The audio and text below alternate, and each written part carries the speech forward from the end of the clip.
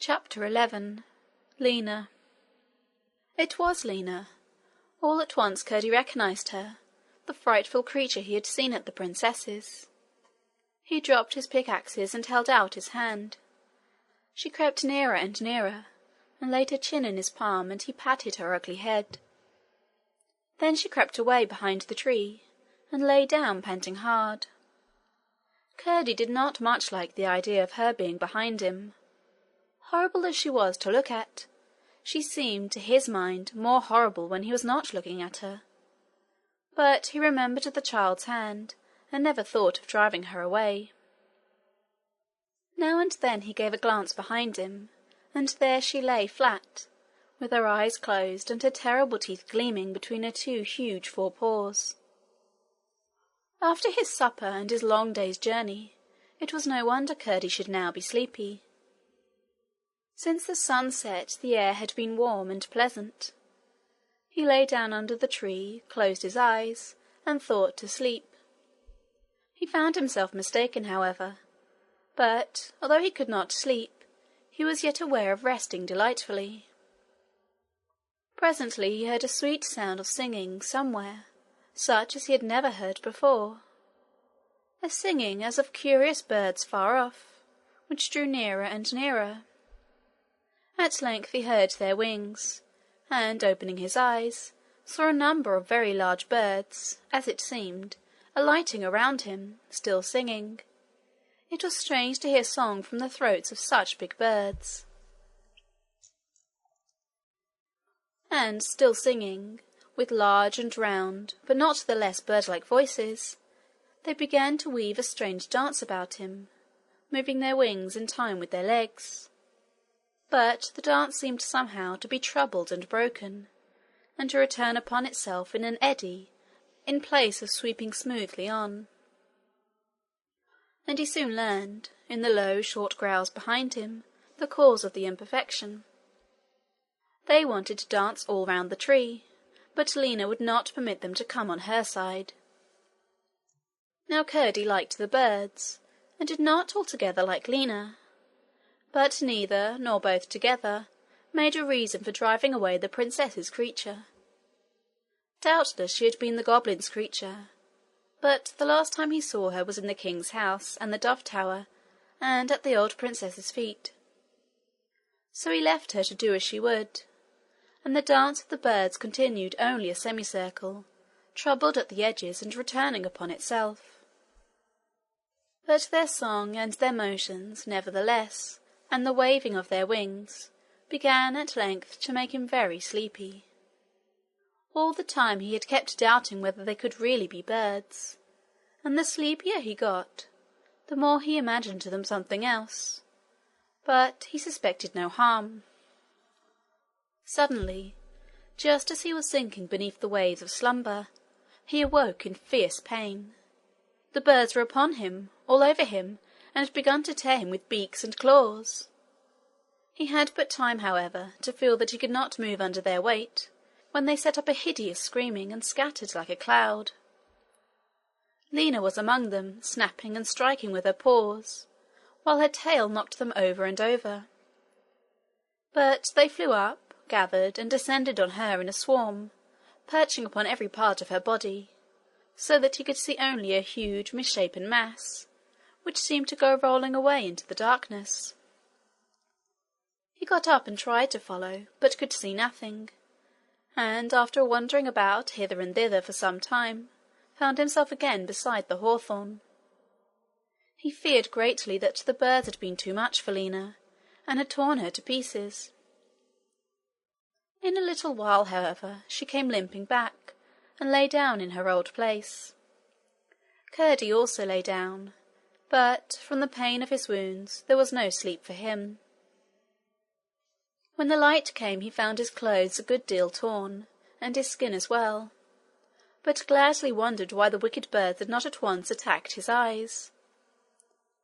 Then he turned, looking for Lina. She rose and crept to him, but she was in far worse plight than he, plucked and gashed and torn with the beaks and claws of the birds, especially about the bare part of her neck, so that she was pitiful to see. and these worst wounds she could not reach to lick. "Poor Lena," said Curdie. "You got all those helping me." She wagged her tail and made it clear she understood him. Then it flashed upon Curdie's mind that perhaps this was the companion the princess had promised him, for the princess did so many things differently from what anybody looked for. Lena was no beauty, certainly, but already the first night she had saved his life. "Come along, Lena," he said. "We want water." She put her nose to the earth, and after snuffing for a moment, darted off in a straight line. Curdie followed. The ground was so uneven that, after losing sight of her many times, at last he seemed to have lost her altogether. In a few moments, however, he came upon her waiting for him. Instantly she darted off again. After he had lost and found her again many times, he found her the last time lying beside a great stone. As soon as he came up, she began scratching at it with her paws. When he had raised it an inch or two, she shoved in first her nose and then her teeth, and lifted with all the might of her neck. When at length they got it up, there was a beautiful little well. He filled his cap with the clearest and sweetest water and drank. Then he gave to Lena, and she drank plentifully. Next he washed her wounds very carefully, and as he did so, he noticed how much the bareness of her neck added to the strange repulsiveness of her appearance. Then he bethought him of the goatskin wallet his mother had given him, and taking it from his shoulders, tried whether it would do to make a collar of for the poor animal. He found there was just enough, and the hair so similar in colour to Lena's that no one could suspect it of having grown somewhere else. He took his knife, ripped up the seams of the wallet, and began tying the skin to her neck. It was plain she understood perfectly what he wished, for she endeavoured to hold her neck conveniently, turning it this way and that while he contrived, with his rather scanty material, to make the collar fit. As his mother had taken care to provide him with needles and thread, he soon had a nice gorget ready for her. He laced it on with one of his bootlaces, which its long hair covered. Poor Lena looked much better in it, nor could anyone have called it a piece of finery. If ever green eyes with a yellow light in them looked grateful, hers did. As they had no longer any bag to carry them in, Curdie and Lena now ate what was left of the provisions. Then they set out again upon their journey. For 7 days it lasted. They met with various adventures, and in all of them Lena proved so helpful and so ready to risk her life for the sake of her companion, that Curdie grew not merely very fond, but very trustful of her. And her ugliness, which at first only moved his pity, now actually increased his affection for her. One day, looking at her stretched on the grass before him, he said, "Oh, Lena, if the princess would but burn you in her fire of roses!" She looked up at him, gave a mournful whine like a dog, and laid her head on his feet. What or how much he could not tell, but clearly she had gathered something from his words. Chapter 12. More Creatures. One day, from morning till night, they had been passing through a forest. As soon as the sun went down, Curdie began to be aware that there was more in it than themselves. First he saw only the swift rush of a figure across the trees at some distance. Then he saw another, and then another at shorter intervals. Then he saw others both further off and nearer. At last, missing Lena, and looking about after her, he saw an appearance as marvellous as herself steal up to her, and begin conversing with her after some beast fashion, which evidently she understood. Presently what seemed a quarrel arose between them, and strange noise followed, mingled with growling. At length it came to a fight, which had not lasted long, however, before the creature of the wood threw itself upon its back, and held up its paws to Lena. She instantly walked on, and the creature got up and followed her. They had not gone far before another strange animal appeared, approaching Lena, when precisely the same thing was repeated, the vanquished animal rising and following with the former. Again and yet again and again a fresh animal came up, seemed to be reasoned, and certainly was fought with and overcome by Lena, until at last, before they were out of the wood, she was followed by 49 of the most grotesquely ugly, the most extravagantly abnormal animals imagination can conceive. To describe them were a hopeless task. I knew a boy who used to make animals out of heather roots. Wherever he could find 4 legs, he was pretty sure to find a head and a tail. His beasts were a most comic menagerie, and right fruitful of laughter. But they were not so grotesque and extravagant as Lena and her followers.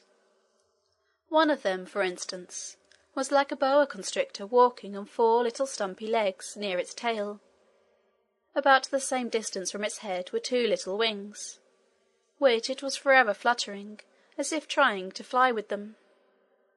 Curdie thought it fancied it did fly with them, when it was merely plodding on busily with its 4 little stumps.